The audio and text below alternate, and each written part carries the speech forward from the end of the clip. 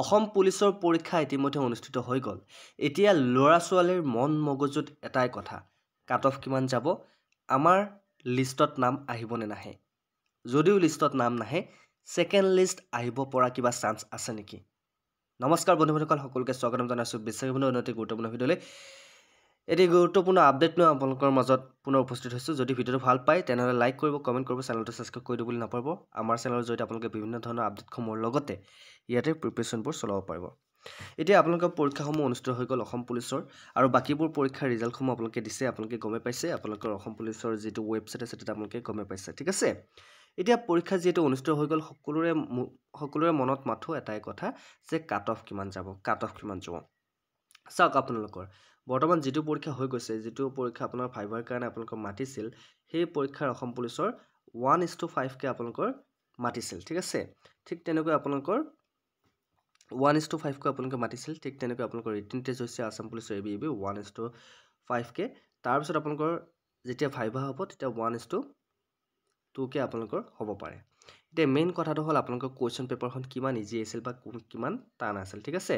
Question পেপাৰখনৰ ওপৰতে ডিপেণ্ডেড হ'ব। বহু ল'ৰা ছোৱালীয়ে কৈছে যে ছাৰ কুৱেশ্যন পেপাৰখন, প্ৰথম পইণ্ট হ'ল কুৱেশ্যন পেপাৰখন যদি তোমালোকৰ ইজি আহিছিল তেনেহ'লে কাট অফ হাই যাব, ঠিক আছে।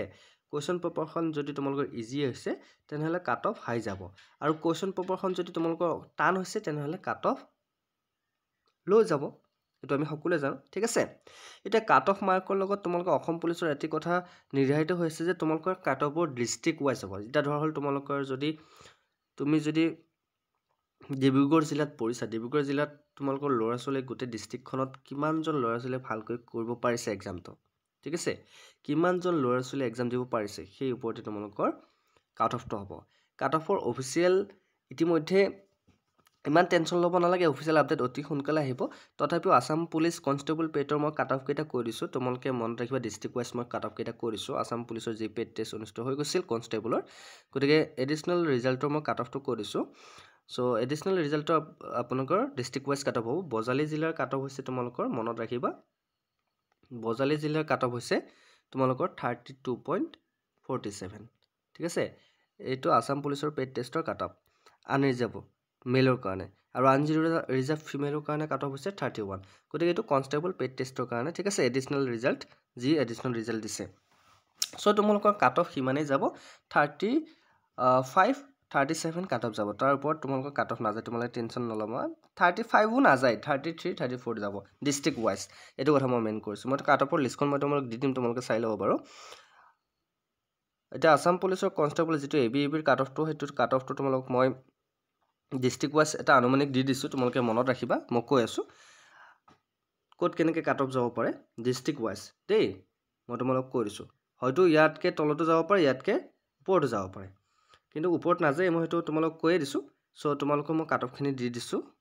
বজালী জিলাত আনৰিজাৰ্ভ মেলৰ কাৰণে যাব পাৰে 32.47, বাক্সা জিলাত মেলৰ কাৰণে যাব পাৰে 33.72, বৰপেটাত যাব পাৰে 31.93, বিশ্বনাথত 33.12, বঙাইগাঁৱত 32.47 মেলৰ কাৰণে, কাছাৰত 29.97, চৰাইদেউত 31.27, চিৰাঙত 32.71, দৰঙত 32.56, ধেমাজিত 33.8, ধুবুৰীত 31.91, ডিব্ৰুগড়ত 31.15, ডিমা হাছাওত 28.36, গোৱালপাৰাত 31.96, গোলাঘাটত 32.32, হাইলাকান্দিত 30.35, হোজাইত 30.38, যোৰহাটত 32.53, কামৰূপত 31.51, কামৰূপ মেট্ৰত 27.3, কাৰ্বি আংলঙত 30.5, কৰিমগঞ্জত 29.3, কোকৰাঝাৰত 32.88, লখিমপুৰত 33.51, মাজুলীত 33.76, মৰিগাঁৱত 32.74,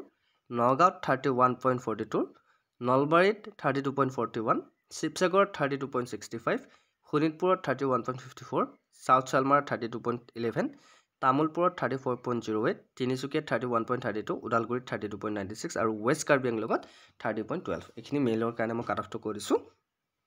চ' তোমালোকৰ ফিমেলৰ কাৰণে মই কাট অফটো কৈ আছোঁ এবাৰ। চ' তোমালোকে ফিমেলৰ কাৰণে যিসকলে কেণ্ডিডেট এপ্লাই কৰিছিলে, তোমালোকে মই জেনেৰেলৰ কেইটা মই কৈ আছোঁ, ঠিক আছে।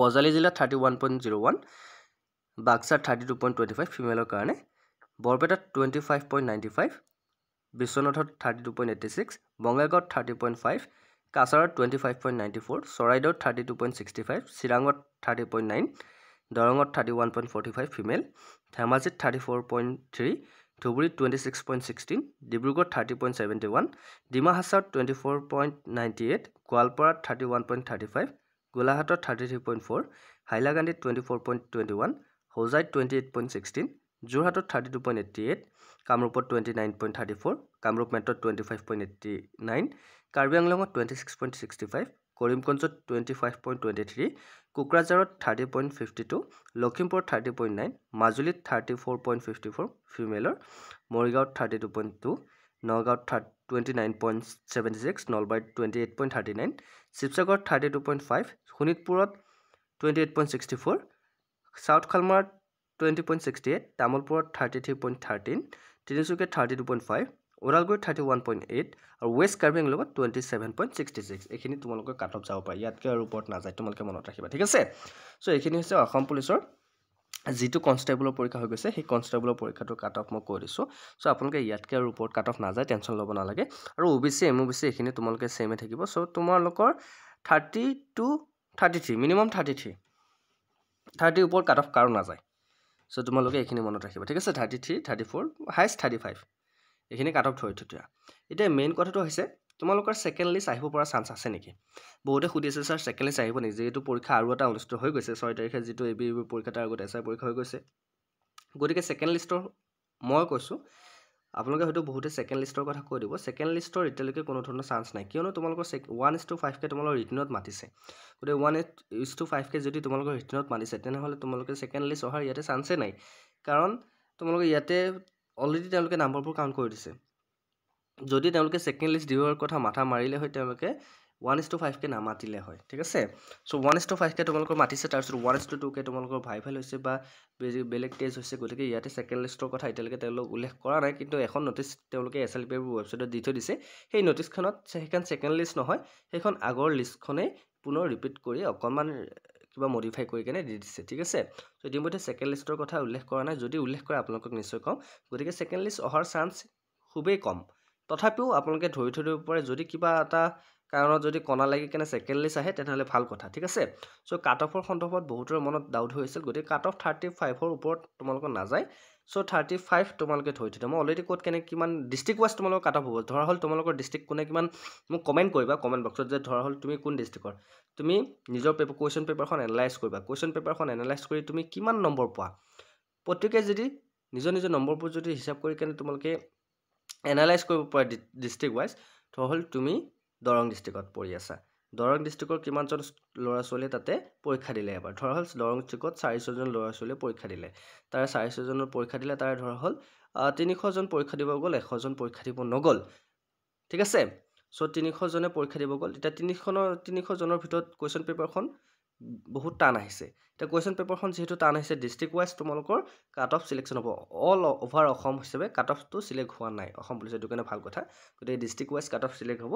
চ' সেইটো কাৰণে তোমালোকে টেনশ্যন ল'ব নালাগে। আশা কৰোঁ তোমালোকৰ সকলোৰে নাম আহিব লিষ্টত, মই সকলোৰে অহাটো বিচাৰোঁ। আৰু তোমালোকে যদি ভিডিঅ'টো ভাল পাইছা, লাইক কৰিবা, কমেণ্ট কৰিবা, আৰু কিবা যদি সুধিব লগা থাকে সুধিবা, আমি নিশ্চয়কৈ সেইখিনি ৰিচাৰ্চ কৰি তোমালোকৰ কাৰণে লৈ আহিম, তোমালোকে যাতে কথাখিনি জানিব পৰা।